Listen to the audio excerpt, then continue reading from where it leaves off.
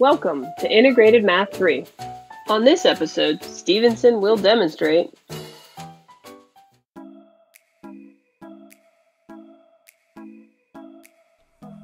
We've been studying rational functions. Well, now let's look at algebraic operations with them, like add, subtract, multiply, divide, solving equations.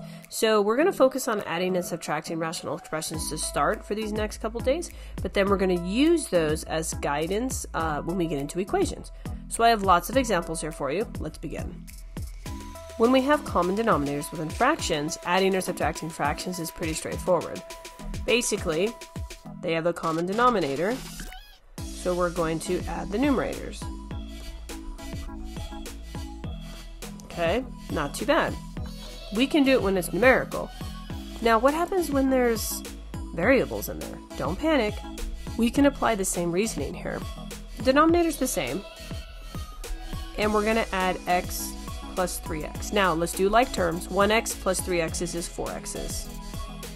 And there we have it. Not too bad. Now, let's look at this example. Now we have three terms, but again, they all have the same denominator, so the denominator stays the same and you just modify whatever's in the numerator. We're going to go left to right, so 1 plus 5 is 6, and then 6 subtract 3 is 3. And 3 over 6 does reduce to 1/2 in this case. Now let's apply the same logic over here. Again, go left to right. 1x plus 5x is 6x's. 6x's minus 3 is 3x's. Now in these examples, notice the denominators are not the same. So remember, what we want to find is a lowest common denominator, or LCD for short. Now the easiest way to find a common denominator is to just multiply 2, 5, and 4 together. But in this case, there is a number that 2, 5, and 4 can all go into, and in this case, it is 20. So what we want to do now is take each of these terms and rewrite them in terms of 20s. So I rewrote these with space, and here's why. We have to modify each one of these so the denominator is in terms of 20. So look at the denominator. 2 times what number is 20? The number is 10. So remember, we're going to change both the top and the bottom equally. 5 times what number is 20? 4. And again, we want it equally changed here. 4 times 5 is 20.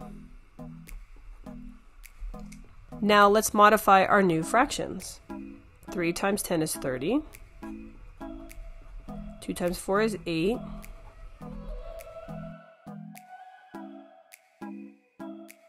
And 3 and 5 is 15.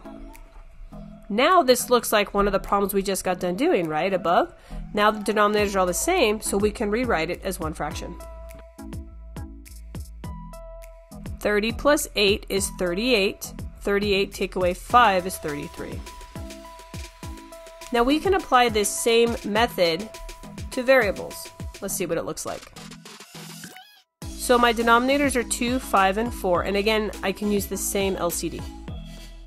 So again, I'm going to rewrite each one and leave some space next to them because I'm going to modify each one. Now, because I did the work on the left, I'm going to modify in the same way. So again, I've modified these in the same exact way that I did in the problem over here. The difference, though, now is when I rewrite them, although my denominators will be 20s like they were over here, my numerators are going to have a variable in it.